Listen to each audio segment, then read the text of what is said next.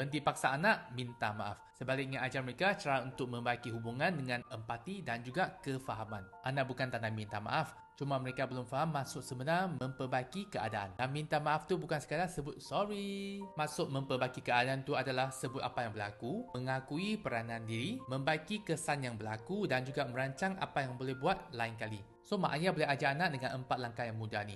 Langkah yang pertama, nyatakan fakta apa yang berlaku. Tanpa marah, tanpa membebel. Mana nampak kamu berlari ke bilik ayah tadi, awak buka pintu, tolak adik dan adik dia jatuh. Langkah yang kedua, bantu anak faham perasaan orang lain. Ini cara kita ajar empati. Adik nampak terkejut tadi, lepas tu dia menangis. Sekarang ni dia nampak sedih lah. Langkah ketiga, ajar anak fikir cara baiki keadaan.